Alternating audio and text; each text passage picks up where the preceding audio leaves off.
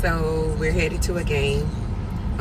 We're supposed to be there by 9 or so, and I have to give everybody the list to make sure at least 3 of us check the list so that we didn't forget anything and everything is there. I went over the list yesterday. I started prepping since Wednesday so that we have everything, and I wanted to make sure, because you always get to an event, whether it's near or far, and you forgot something. So we have lists that we go by to make sure that we have everything that's on the menu. I'm in charge of the menu, so I'm going to go to the restaurant, pull up the menu that's on the QR code, make sure the prices are accurate for today's event, and make sure we have everything that's on the menu so that I can turn everything on. As we do have a billboard A-frame menu, but we go by the QR menu. So once you scan the QR menu, scan the code on the QR menu, you can see pictures, visuals of what we have, not just, read the words.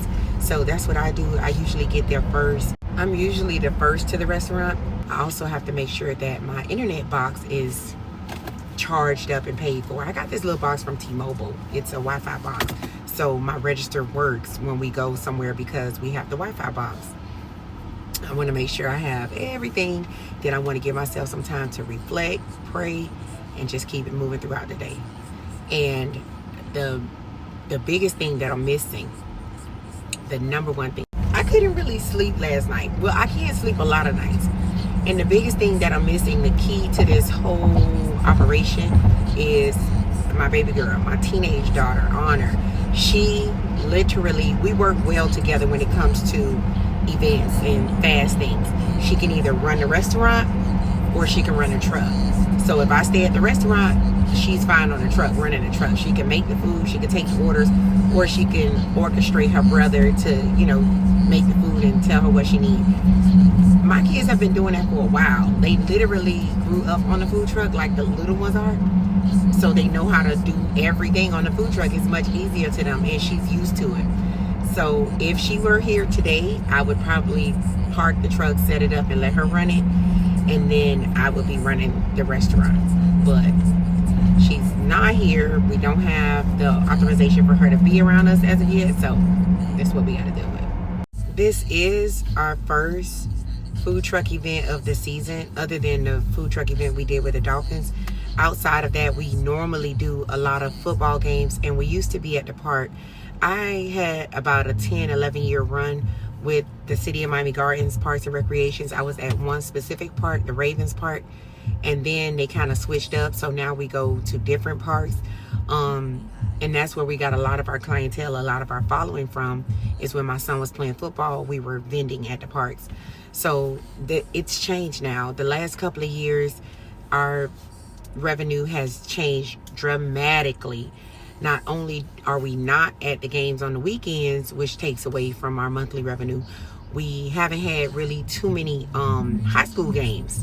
So the popularity with food trucks is like skyrocketed, going from maybe 10 to 12 to about 80. So now there's 80 different.